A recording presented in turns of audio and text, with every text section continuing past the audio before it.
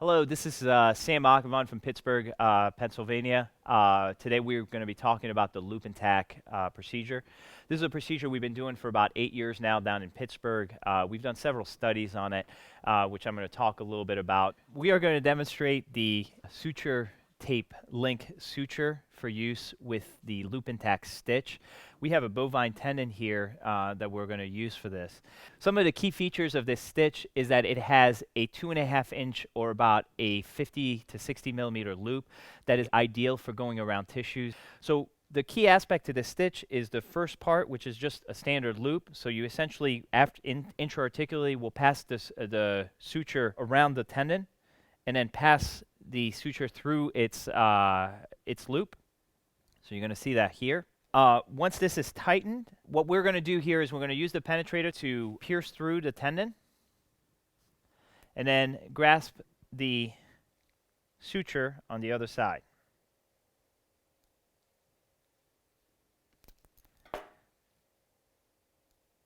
One of the key aspects of this procedure is where you make your anterior portal, as it will make the procedure significantly simpler. It is key to place the portal in a position where you can easily access below and above the biceps to be able to pass sutures above and below. The other key to this portal is you have to be able to access the top portion of the intra-articular groove.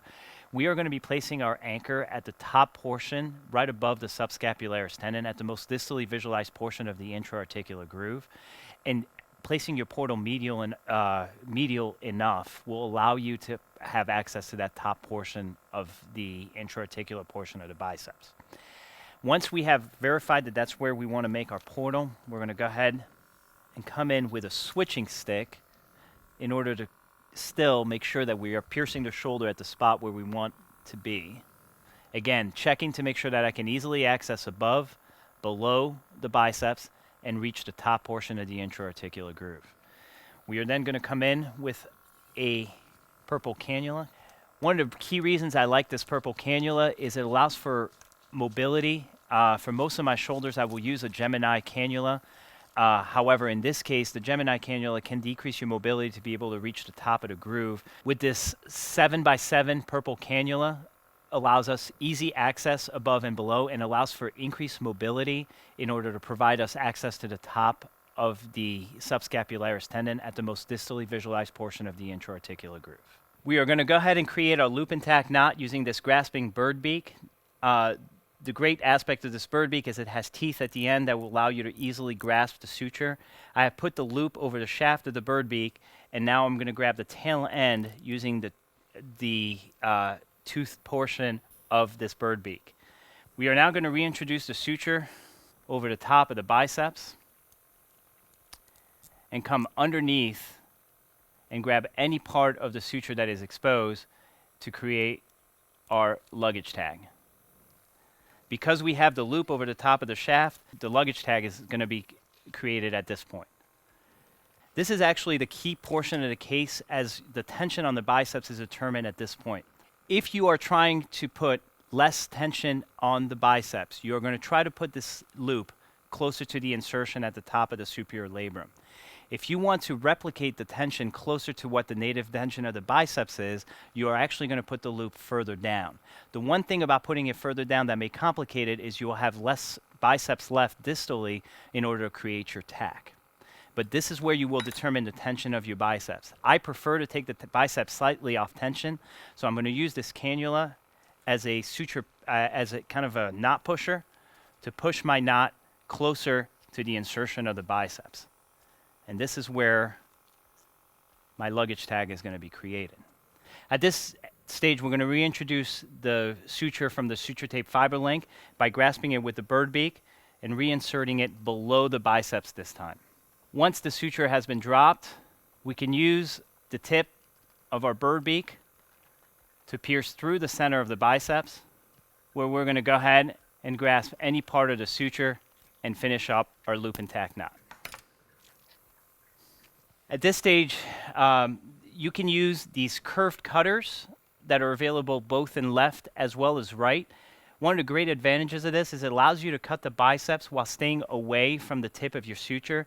One of the key ways that this knot can actually fail is if you cut the biceps too close to the suture, the looped end, the luggage tag end, can actually slip over the top of the biceps. So you want to make sure that you leave yourself enough bicep stump so that does not happen. At this stage, I'm going to go ahead and cut this biceps as close to the top of the superior labrum as possible. You can see the top end of the scissor over the top of the biceps to make sure that you are not cutting any other tissue. Once the biceps is cut, we are now ready to fix it. Where you fix the biceps is actually very important. I like to do it just anterior to the supraspinatus tendon and just superior to the subscapularis tendon. In essence, it's at the most distally visualized portion of the intra-articular groove. Coming in here with our punch, we're going to come right above the top of the subscapularis tendon, right here, and we're going to go ahead and mallet this in.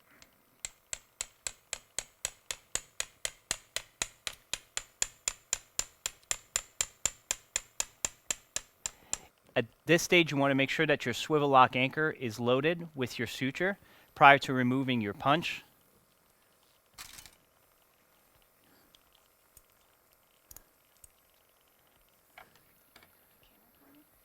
At this stage, we're going to insert our swivel lock anchor into place and bring it right above the top where our hole is. We're going to go ahead and pull a little tension on the suture to kind of tension our biceps in place, and then mallet the anchor down.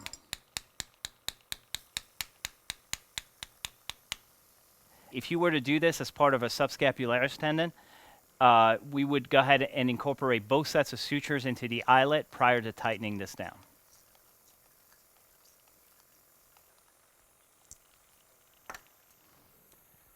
We're going to go ahead and pull our sutures, and we'll go ahead and cut our suture with the arthroscopic scissors.